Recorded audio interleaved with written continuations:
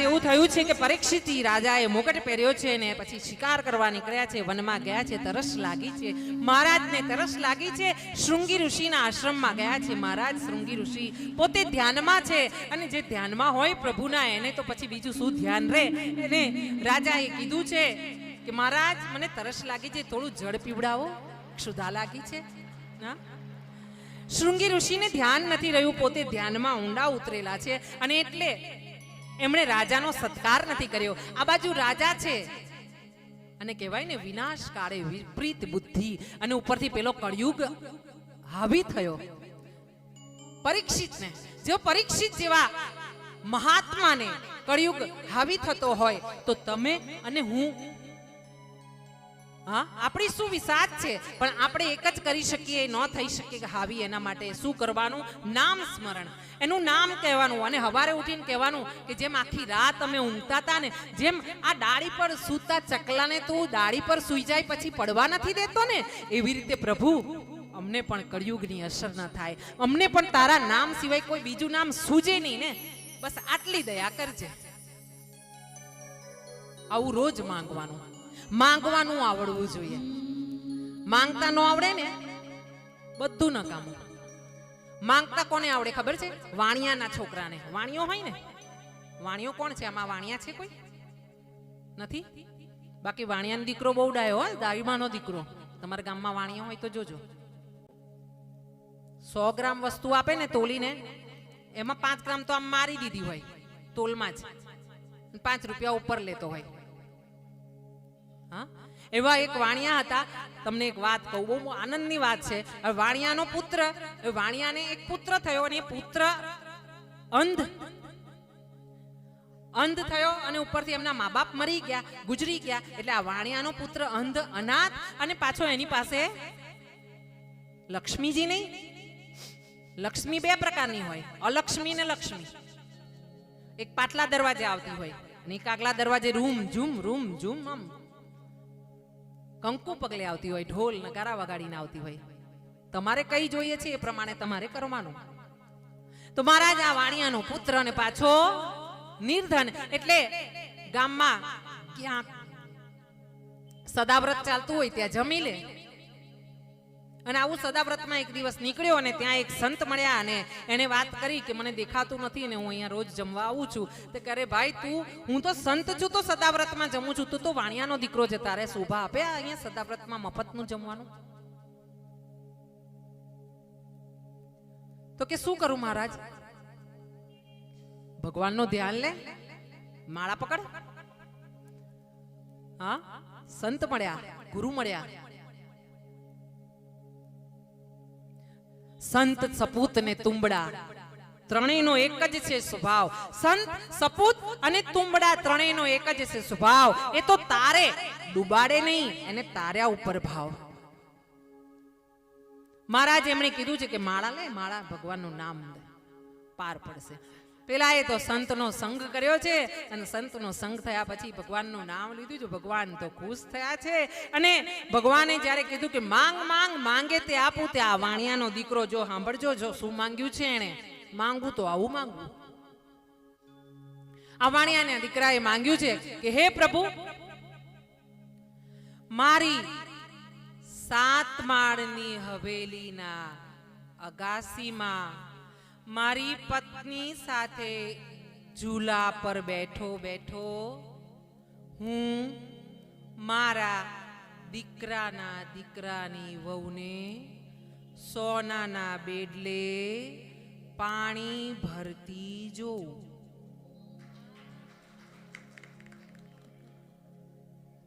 7 માળની હવેલી, ઝૂલો, પત્ની, દીકરો, પૌત્ર, વહુ, સોનાના બેડા હોય અને ઘેર કઈ બાકી હોય પછી કશું બીજું, અને પાછો જોવું એટલે આંખો આંધળો હતો ને. એમને જ કીધું આંખો આપો, ખાવાનું આપો, ઘર આપો. એક જ લાઈનમાં આમ. ભગવાનનો બી સમય બહુ, ભગવાન બીજી છે, એને બીજા ભગત પાસે જવાનું હોય. એટલે આપણે માંગવાનું યાદ રાખવાનું કે ભગવાન મળી જાય. કદાચ હરિદ્વારમાં આવેલા છે તો આપણે શું માંગી લેવું છે, તૈયારી જ રાખવાની. મેં તો માંગી લીધું છે. મેં તો માંગી લીધું છે ને, રોજ જ સવાર પડે ને રાત પડે તો હું કહીને જ કહું જઉં છું કે આવતા જન્મે વૃંદાવનમાં મને જન્મ આપજે, પુરુષ તરીકે આપજે, બ્રાહ્મણના ઘરે આપજે જન્મ, અને એવા બ્રાહ્મણના ઘરે જન્મ આપજે કે જે શુદ્ધ હોય બ્રાહ્મણ. હું કથાકાર બનું ને એવી કથાકાર બનું કે આખા દુનિયામાં તારા નામની જય જયકાર કરું. ભલે હું લગ્ન કરું ના કરું, ભલે મારા ઘરે દીકરા દીકરી ન હોય, પણ હું એવી બ્રાહ્મણ બનું કે વેદની ઋચાઓ સાથે હું ભાગવતજીનું ગુણગાન કરીને તારા નામની જય જયકાર કરું કરું કરું કરું. મારે સ્વર્ગ નથી જોઈતું, મારે તારી સાથે ગૌલોકમાં તારા ચરણોમાં નથી રહેવું, મારે પૃથ્વી પર જ રહેવું છે. હું વારે વારે બ્રાહ્મણ થઈને પુત્ર બનીને જન્મું, દીકરી બનીને ના જન્મું, કારણ કે દીકરીઓની મર્યાદા છે. હા, હું પુરુષ બનીને જન્મું, લાંબી શિખા રાખું, ધોતી પહેરું, ત્રિપુંડ કરું અને વારે વારે જન્મ લઉં, વારે વારે જન્મ લઉં ને તારા ભજન ગાઉં, તારા ભજન ગાઉં ને છેલ્લે જ્યારે જ્યારે મરું, જન્મે જન્મે મરતી વખતે મારું એક જ નામ હોય કે આટલું તું આપજે ભગવંત મને છેલ્લી ઘડી, ના રહે માયા તારા આ બંધન મને છેલ્લી ઘડી, શ્વાસ છેલ્લો સંચરે ત્યારે પ્રભુ દર્શન દેજો મને છેલ્લી ઘડી.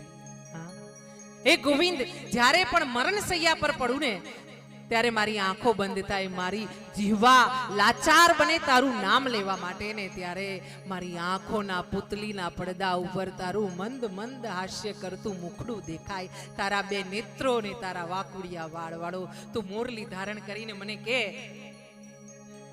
ચાલ ગાયત્રી લેવા આવ્યો છું.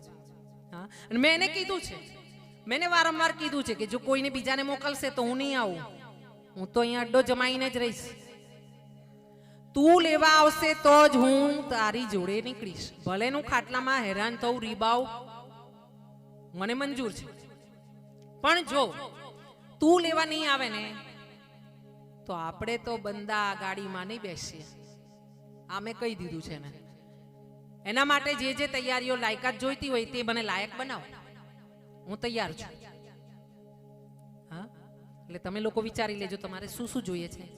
દીકરાંતા દીકરો, ગાડી, બંગલા, વાડી મંગાઈ, જે માંગવું હોય તે માંગી લેવાનું.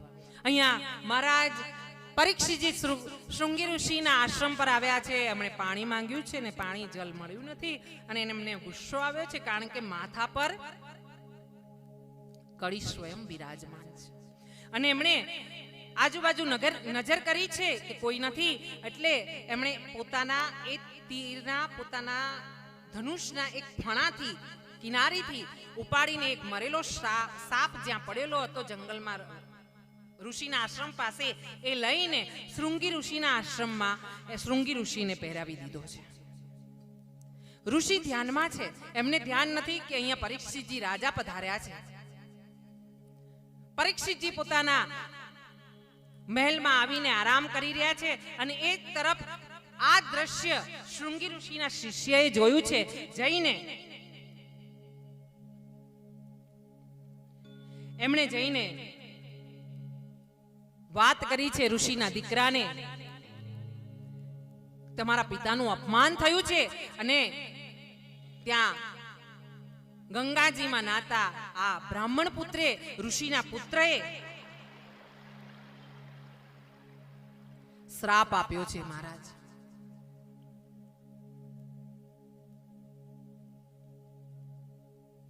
શમિક ઋષિના ગળામાં સાપ હતો, એમનો દીકરા શૃંગી ઋષિ હતા, અને શૃંગી ઋષિનો શ્રાપ છે. અને એ શ્રાપ છે, નદીમાં હાથમાં જળ પકડ્યું છે, ગંગા જળ પકડ્યું છે, અને શૃંગી ઋષિએ શ્રાપ દીધો છે, દીકરાએ શ્રાપ દીધો છે, જેમ મારા પિતાનું અપમાન કર્યું છે તેમ આજથી 7મા દિવસે તક્ષક નાગ આવીને તને દંશ દેશે અને તારું મૃત્યુ થશે. અને એમણે જળ અર્પણ કર્યું છે. જોજો ભૂદેવનો કેવો પરિચય હોય. આ નાનકડા અમથા ઋષિ બાળે જે શ્રાપ આપ્યો છે, અને એ શ્રાપ પરીક્ષિતજીને જઈને શમિક ઋષિના શિષ્યએ કહ્યો છે. કારણ કે શૃંગી ઋષિ જ્યારે શમિક ઋષિ પાસે આવ્યા અને એમણે કીધું કે પિતાજી તમારું અપમાન થયું, શમિક ઋષિએ કીધું કે મને જે આ સાપ પહેરાવવામાં આવ્યો છે ને એ રાજા હતા, આપણા દેશના રાજા. બધાય મરે પણ દેશનો રાજા નો મરે. રાજા એ તો મા બાપ કહેવાય, પ્રજાના મા બાપ કહેવાય, અને બેટા તે શ્રાપ આપીને બહુ ખોટું કામ કર્યું છે. શમીક ઋષિએ શૃંગી ઋષિને સમજાવ્યા છે કે તારે આ શ્રાપ ન દેવાય, આપણા રાજાને આપણાથી શ્રાપ ન દેવાય, આપણું રાજ્ય અનાથ થાય. અને એવા સમયે એક શિષ્યને મોકલ્યો છે અને શમીક ઋષિ દ્વારા અહીંયા સંદેશ આવ્યો છે. પરીક્ષિત રાજાને કહેવામાં આવ્યું છે કે શૃંગી ઋષિએ તમને શ્રાપ દીધો છે કે આજથી 7મા દિવસે તમને સર્પ તક્ષક દંશ દેશે અને એ દંશ દીધા પછી તમારું મૃત્યુ થશે. મહારાજ, પરીક્ષિત રાજા તે જ સમયે માથા પરથી મુગટ ઉતારી રહ્યા છે. માથા પરથી મુગટને જે બાજુ પર મૂક્યો છે સિંહાસન પર, અને તરત જ પરીક્ષિત રાજાની સદબુદ્ધિનું કામ ચાલુ થયું છે અને એમને અફસોસ થયો છે. અરરરરરર, ન કરવાનું કર્મ કરીને આવ્યો છું. મહાત્માના ગળામાં મરેલો સાપ, ધ્યાનમાં બેઠેલા ઋષિનું અપમાન, મારા પૂર્વજોનું નામ ખરાબ થયું, કલંક લાગ્યું, મેં ખોટું કર્યું. પરીક્ષિતે તે જ સમયે પોતાના રાજ્યનો ત્યાગ કર્યો છે. એમના પુત્ર જન્મે જાય છે, એમને રાજ્ય સોંપવામાં આવ્યું છે, રાજ્યાભિષેક કરવામાં આવ્યો છે. પરીક્ષિતજી પોતે ગંગાના કિનારે આવીને બેઠા છે અને પોતે વિચાર કરી રહ્યા છે કે હવે કરું તો શું કરું. ને મહારાજ એવા જ સમયે સુચી, સૌનકદી આદિ ઋષિઓ બધા જ્યાં ભેગા મળ્યા છે, પરીક્ષિતજી ભ્રમણ કરતા કરતા ગંગા કિનારે એમની પાસે આવ્યા છે અને ત્યાં ગંગા કિનારે એમણે એક સ્થાન ગ્રહણ કર્યું છે. બધાને ખબર પડી ગઈ છે, હાહાકાર થયો છે, કારણ કે આ તો રાજા છે ભારત વર્ષનો, એને શ્રાપ મળ્યો છે. એટલે બધાને ખબર પડી. તેમ તેમ ધીરે ધીરે બધે વાત ફેલાઈ, હાહાકાર થયો. પરીક્ષિતને શ્રાપ છે 7મા દિવસે તક્ષક નાગનો દંશ થશે. પરીક્ષિતજી આવીને સૂતજીને નમસ્કાર કરીને પૂછ્યું છે, પ્રભુ શું કરું? અને એવા સમયે અહીંયા સત્સંગ ચાલી રહ્યો છે. સૂતજી મહારાજ અને પરીક્ષિત ને સૌનક આદિ ઋષિઓ બધા વિચાર કરી રહ્યા છે કે હવે શું કરવું જોઈએ. અને તેવા જ સમયે સુખદેવજી મહારાજનું આગમન થઈ રહ્યું છે. મહારાજ અને એવા નાના બાળ 16 વર્ષની ઉંમરના એવા સુખદેવજી મહારાજ દિગંબર અવસ્થામાં, અને એમનું તેજ એટલું છે કે એમની સામે આંખ માંડીને જોવાતું નથી. એવા સુખદેવજી મહારાજનું અહીંયા આગમન થયું છે.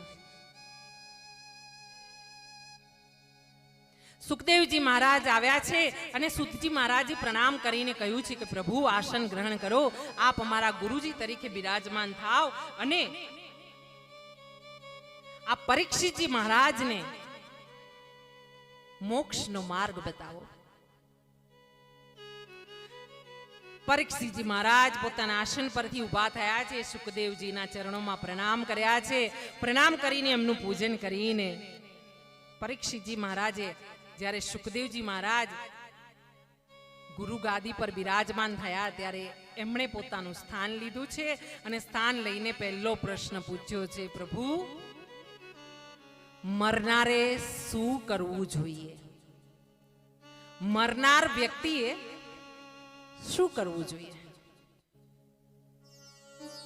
મહારાજ અહીંયા બતાવ્યું છે કે મરનાર વ્યક્તિએ ખાલી પ્રભુનું નામ સ્મરણ કરવું જોઈએ, બાકી બીજું બધું એની જાતે જ થયા કરે છે. અને એટલે જ વારે વારે ભગવાનનું નામ સ્મરણ કરવા માટે આપણે તત્પર થઈએ છીએ. આવો 2 મિનિટ માટે ભગવાનનું નામ સ્મરણ કરીએ અને પાછા ભાગવતજીમાં આગળ વધીએ. હરે રામ રામ રામ સીતા રામ રામ હરે રામ રામ રામ સીતા રામ રામ રામ સીતા રામ રામ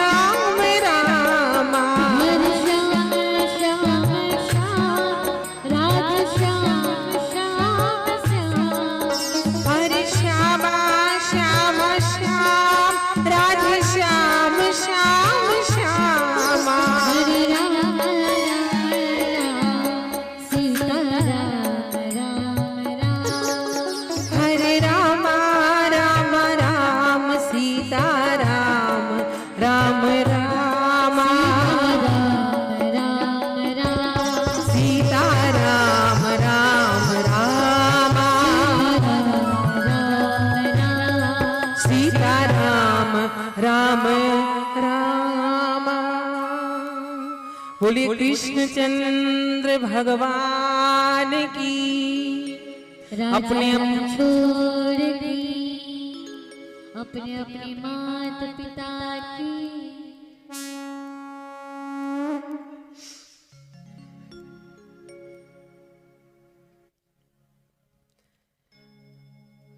અહીંયા સુખદેવજી ગંગાના તટે વિરાજમાન થયા છે। પહેલો પ્રશ્ન પૂછ્યો છે કે ભગવાન એવો કોઈ રસ્તો બતાવો કે મરનારે એવું શું કાર્ય કરવું જોઈએ કે એને પરમ તત્વની પ્રાપ્તિ થાય, એને મોક્ષની પ્રાપ્તિ થાય, એને મુક્તિ મળે, એને ભગવાનની એક નજર મળે।